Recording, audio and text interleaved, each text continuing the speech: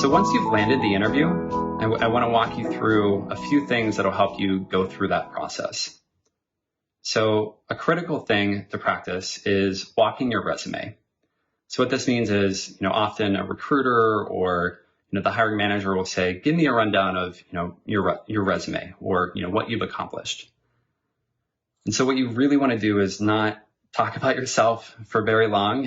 That can come across the wrong way. You really want to get your resume walk down to about 5 minutes or less. And so the way that I like to think of it is, imagine you have your resume in front of you. You obviously just worked on it and it's very familiar to you. But imagine putting a gold star on a few items, maybe 3 or 4 items. And that's all you really want to highlight is they've already kind of read your resume. You want to tell them, this is what I'm proud of. You also may want to use this time to address or handle any tricky items. So if you have a timeline gap in your resume or anything that might get called out, this is a good time to kind of just address it before they ask questions about it. So let's say you get an interview.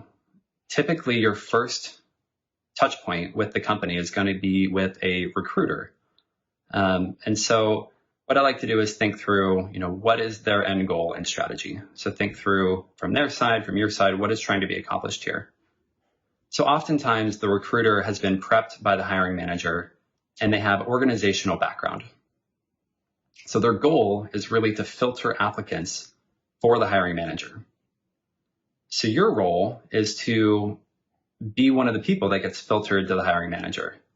So you want to be very clear, have very succinct answers, and also display that you've done some research on the company.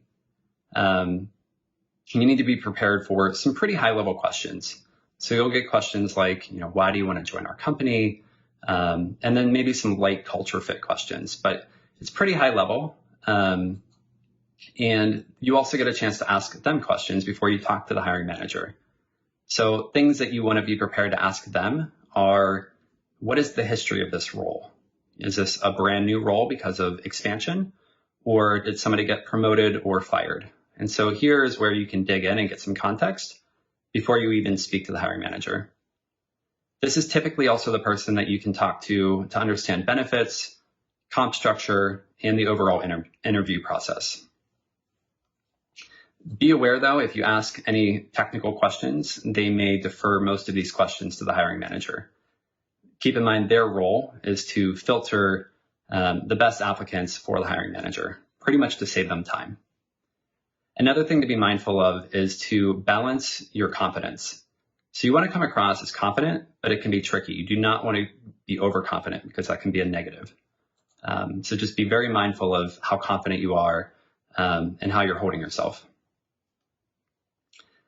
The next step is you get to speak with the hiring manager oftentimes.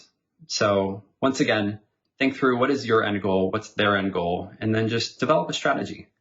So at this point, you've been deemed to be qualified to be hired for this role in this company.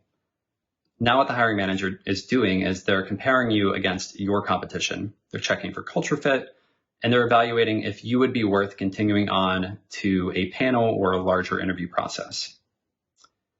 One thing I really like to do at this point is to build their resume, which is kind of a weird concept, but think about it this way. They have your resume in front of them.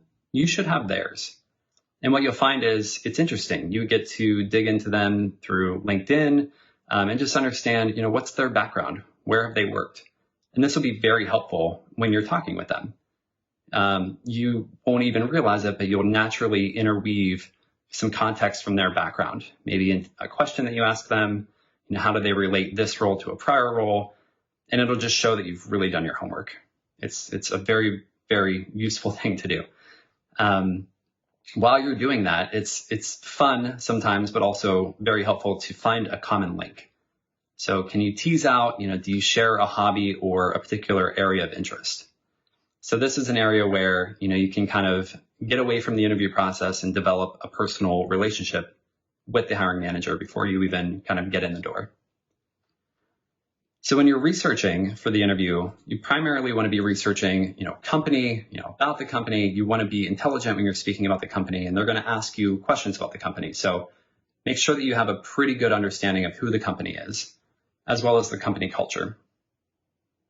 Some questions that you want to be prepared for in this process is, keep in mind they're going to be deciding whether or not they want to hire you in this interview, but they often need buy-in from the broader team.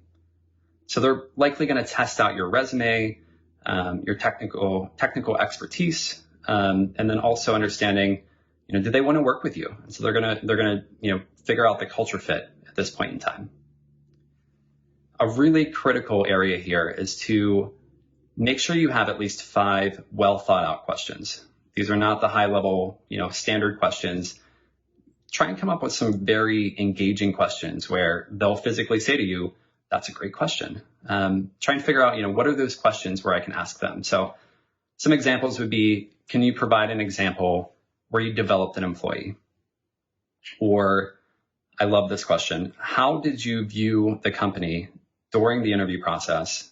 And how did that viewpoint change after 1 week, 1 month, or maybe a year into the role? So it kind of puts them in your shoes, and it'll help you understand, how their transition and their viewpoint changed and evolved as they joined in the company. And then another interesting question is you want to ask, what are they worried about? What challenges they're going through, or, the standard question of kind of what keeps you up at night. So those are just a couple of examples, but make sure you have some very qualified and thoughtful questions. It'll come across as a benefit. So then the next step is, you'll get called in for typically an on-site interview or a panel interview. And so I usually take a very similar approach to what I did with the hiring manager. So I'm going to build an individual resume for, if I'm speaking with 4 people, I will build out 4 resumes for those people.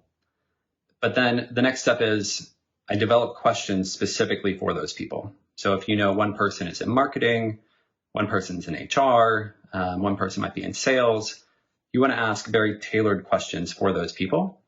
So I'll build 5 tailored questions for those people. And so I'll typically have a very simple journal.